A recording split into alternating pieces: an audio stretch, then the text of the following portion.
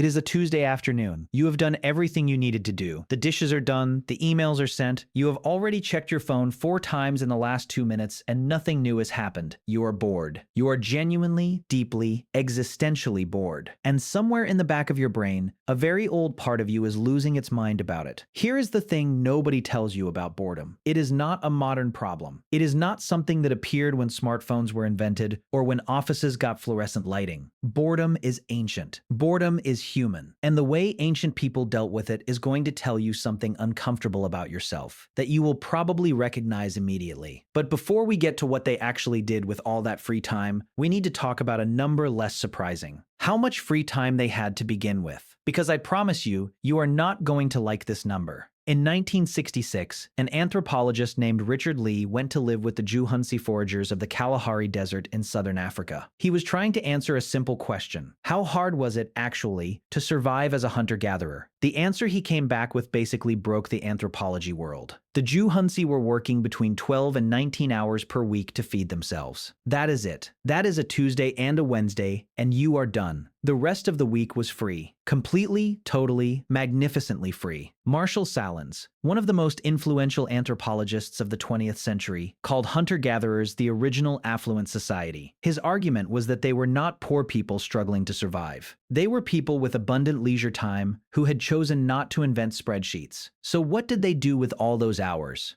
The first answer is the one that is going to make you feel immediately seen. They talked constantly. About everything, about people in the camp, about people in other camps, about who did what and said what and looked at whom for slightly too long. Robin Dunbar, an evolutionary anthropologist at Oxford, spent years researching this and concluded that gossip was not just how ancient humans passed the time. It was the entire reason humans evolved language in the first place. Our primate cousins spent half their waking hours grooming each other physically, picking through each other's fur, maintaining social bonds one groomed patch at a time. That worked fine for small groups, but when human bands got larger, around 150 people or so, you simply could not groom your way through a social network that big. So instead, we evolved the ability to talk, to do social grooming with words, to sit around and say, "Have you heard what happened between those two?" And "Oh, I know I was there." And suddenly you have maintained 20 social relationships simultaneously, without touching anyone. Ancient humans gossiped to survive.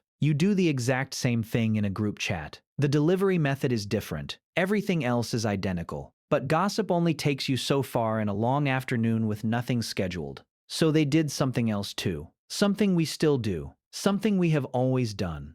They made things, not because they needed to, because their hands wanted to be busy and their minds wanted to create something. Archaeologists excavating caves in the Swabian Jura region of southern Germany found bone flutes at a site called Geisenklosterle. These flutes, some carved from mammoth ivory and some made from bird bones, are between 42,000 and 43,000 years old. They were not made as tools for hunting. They were not ritual objects in any obvious ceremonial sense. The evidence suggests the people who lived there simply made music. Around fires in the evenings with nowhere to be, they made a 5-note scale out of a vulture bone and played it for each other in the dark. You do this too. You put on music when you are folding laundry or driving nowhere in particular. You make playlists for moods that do not even have names. You have had this need your entire species' life. And here is where it gets genuinely strange. In 2024, a team of researchers published findings in the journal Nature about a cave painting in Sulawesi, Indonesia. The painting, located in the cave of Liang Karampuang, shows 3 human-like figures interacting with a wild pig. It is painted in red pigment. It is at least 51,200 years old, which makes it the oldest known narrative artwork in human history. Not just the oldest painting, the oldest story. Maxime Aubert, an archaeologist at Griffith University in Australia who led the study, said it directly. This is the oldest evidence of storytelling. These people were bored on some ancient afternoon, and they painted a story on a wall. They did not know they were making art history. They were just doing what humans do when they have time and restless minds. They were telling stories. You do this every single weekend. You just call it watching a series. There is a pattern forming here, and we need to sit with it for a second. Ancient humans, with hours and hours of unstructured time, did not collapse into despair. They did not become nihilists. They gathered, talked, made music, made art, told stories, and played. Every single one of those activities is something you seek out the moment you have free time. They were not doing these things because they were enlightened or because some philosopher told them to. They were doing them because these activities are literally what the human brain wants when it is not occupied with survival.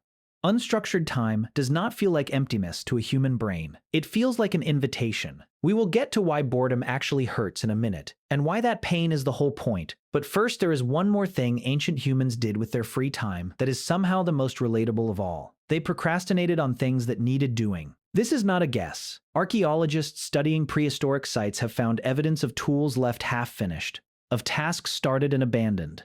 The flint is knapped partway through and then set aside. The bone is carved halfway and then left, just like the project on your laptop that has been 90% done for 3 weeks. Some things about human nature are completely immune to time.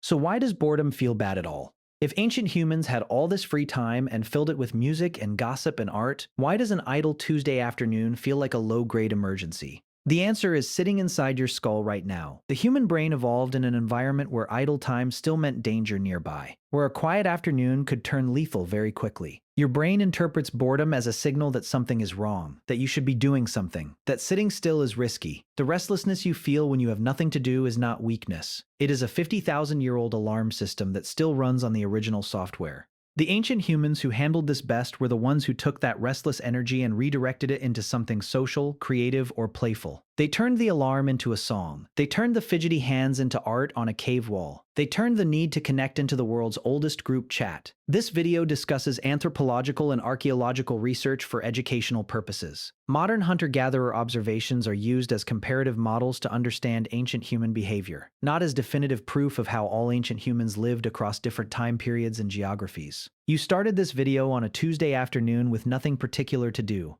Bored, probably. Scrolling, looking for something to hold your attention for a few minutes. You did exactly what a human in 48,000 BC would have done. You looked around your environment for something interesting, something social, something that would make the restlessness stop for a moment. The story has not changed. The cave walls have just gotten smaller and rectangular, and they live in your pocket now.